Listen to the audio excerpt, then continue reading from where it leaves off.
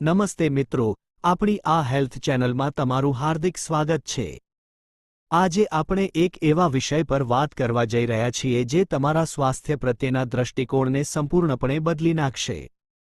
આપણે સૌ જાણીએ છીએ કે સ્વાસ્થ્ય એ જ સાચી સંપત્તિ છે, પરંતુ આજના ભાગદોડભર્યા જીવનમાં આપણે કુદરતી નિયમોને ભૂલી ગયા છીએ। શું તમે ક્યારેય વિચાર્યું છે કે માત્ર એક ગ્લાસ પાણી તમારા હજારો રૂપિયાના દવાખાનાના ખર્ચને બચાવી શકે છે?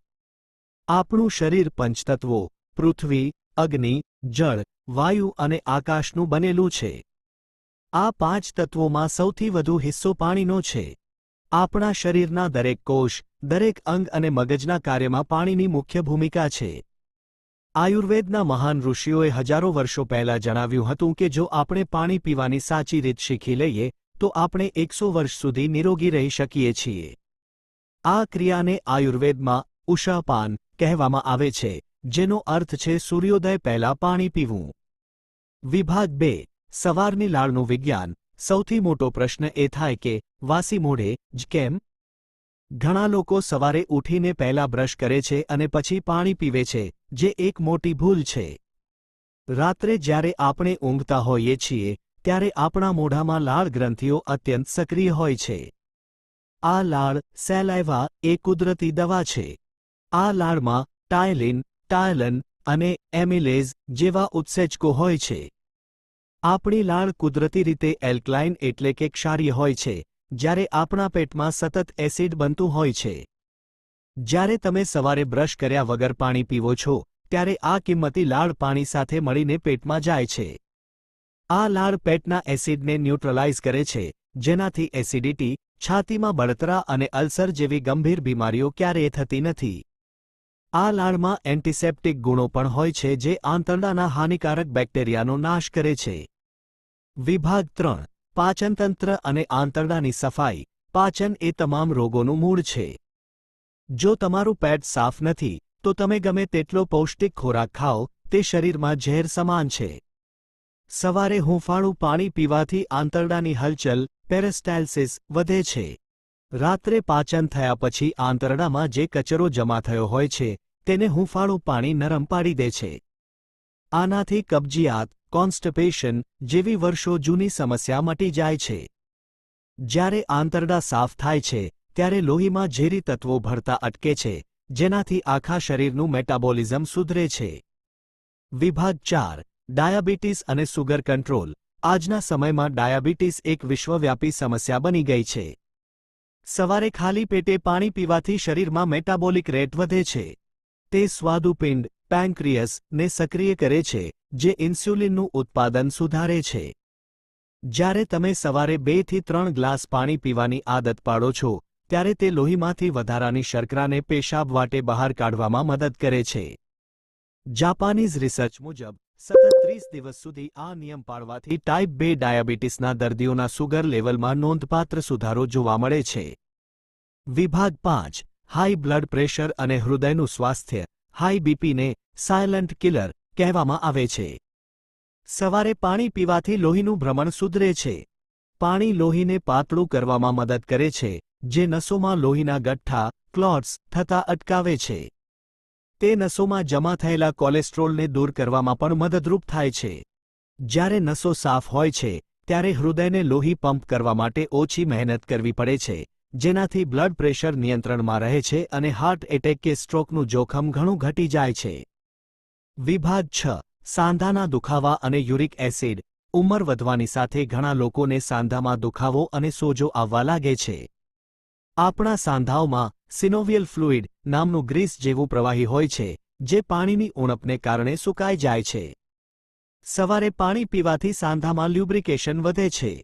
તે શરીરમાં જમા થયેલા યુરિક એસિડના સ્ફટિકોને ઓગાળીને બહાર કાઢે છે, જે ગઠિયા, ગાઉટ અને સાંધાના દુખાવાનું મુખ્ય કારણ છે। જો તમે નિયમિત પાણી પીશો તો તમારે મોંઘી પેઇન કિલર લેવાની જરૂર નહીં પડે। વિભાગ 7 કિડની અને પથરીનો ઇલાજ। કિડની એ શરીરનું ફિલ્ટર છે। પાણીની અછતને કારણે કિડનીમાં ક્ષાર જમા થવા લાગે છે, જે પથરી સ્ટોનનું રૂપ લે છે। સવારે વાસી મોઢે વધુ પાણી પીવાથી કિડનીમાં રહેલા ઝેરી તત્વો અને ક્ષાર ફ્લશ થઈ જાય છે। જો તમને નાની પથરી હોય તો તે પણ પેશાબ વાટે નીકળી જાય છે. પેશાબમાં થતી બળતરા અને ઇન્ફેક્શન માટે આ સર્વોત્તમ કુદરતી ઉપાય છે. વિભાગ 8 વજન ઘટાડવા માટે નેચરલ ડિટોક્સ. ચરબી ઓગાળવા માટે સવારનું હૂંફાળું પાણી જાદુઈ કામ કરે છે. તે શરીરના તાપમાનને વધારીને કેલરી બર્ન કરવાની પ્રક્રિયાને વેગ આપે છે. તે એડિપોઝ ટિશ્યુ એટલે કે જમા થયેલી ચરબીને તોડવાનું કામ કરે છે. જો તમે પાણીમાં થોડું લીંબુ અને મધ ઉમેરો છો તો તે લીવરને ડિટોક્સ કરે છે અને તમારું વજન કુદરતી રીતે ઘટવા લાગે છે. વિભાગ 9 મગજ અને માનસિક શાંતિ. મગજનો 80% ભાગ પાણી છે. સવારે ડિહાઇડ્રેશન થવાને કારણે આપણને માથાનો દુખાવો, આળસ અને સ્ટ્રેસ લાગે છે. સવારે પાણી પીવાથી મગજના કોષોને તરત જ એનર્જી મળે છે. આનાથી એકાગ્રતા વધે છે, યાદશક્તિ તેજ થાય છે અને આખો દિવસ તમે માનસિક રીતે ફ્રેશ અનુભવો છો. માઇગ્રેન જેવી જૂની બીમારીઓમાં પણ આનાથી ઘણી રાહત મળે છે. વિભાગ 10 ત્વચા અને વાળનું સૌંદર્ય. બાહ્ય સૌંદર્ય પ્રસાધનો કરતાં પેટની આંતરિક સફાઈ વધુ જરૂરી છે. જ્યારે લોહી શુદ્ધ થાય છે ત્યારે ચહેરા પર કુદરતી તેજ આવે છે. ખીલ, ડાઘા અને કરચલીઓની સમસ્યા જડમૂળથી મટે છે. પાણી વાળના મૂળને પોષણ આપે છે, જેનાથી વાળ મજબૂત બને છે, વાળ ખરતા અટકે છે અને કુદરતી રીતે કાળા અને રેશમી બને છે. વિભાગ 11 પાણી પીવાની સાચી પદ્ધતિ અને નિયમો. ઘણીવાર લોકો પાણી તો પીવે છે પણ ખોટી રીતે, જે નુકસાન કરી શકે છે. સાચી પદ્ધતિ આ મુજબ છે. 1. બેસીને પાણી પીવો. ક્યારે ઊભા રહીને પાણી ન પીવો.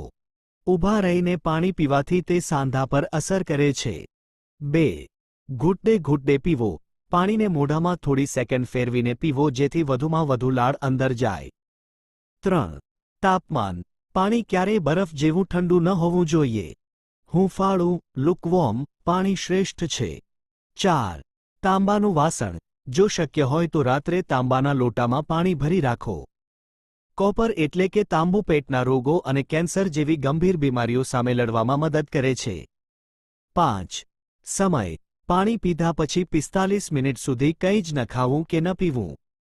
વિભાગ 12 જાપાનીઝ વોટર થેરાપી અને 30 દિવસનો ચેલેન્જ. જાપાનમાં લોકો આ પ્રક્રિયાને એક પવિત્ર વિધિ માને છે. જો તમે આજે જ આ 30 દિવસનો ચેલેન્જ લો છો તો 10 દિવસમાં ગેસ અને એસિડિટી ગાયબ થઈ જશે. 20 દિવસમાં તમારી સ્કિન ચમકવા લાગશે. 30 દિવસમાં તમારા વજન અને બ્લડ પ્રેશરમાં સુધારો દેખાશે. વિભાગ 13 નિષ્કર્ષ અને સમાપન. મિત્રો, કુદરતે આપણને અદ્ભુત શરીર આપ્યું છે, પણ તેની જાળવણી આપણા હાથમાં છે. સવારે વાસી મોઢે પાણી પીવાની આ એક નાની આદત તમારા આયુષ્યમાં 10-20 વર્ષનો વધારો કરી શકે છે. દવાઓ અને હોસ્પિટલોના ખર્ચ કરવા કરતાં કુદરતી રીતે જીવવું વધુ સારું છે. આશા છે કે આ માહિતી તમને પસંદ આવી હશે. જો આ વિડિયો તમને ઉપયોગી લાગ્યો હોય તો તેને લાઇક જરૂર કરજો. તમારા મિત્રો અને પરિવારના ગ્રુપમાં આ વિડિયો શેર કરો જેથી દરેક ગુજરાતી નિરોગી બની શકે. આવી જ સ્વાસ્થ્યલક્ષી માહિતી માટે અમારી ચેનલને સબસ્ક્રાઇબ કરવાનું અને બેલ આઇકન દબાવવાનું ભૂલતા નહીં. સ્વસ્થ રહો, મસ્ત રહો. આભાર.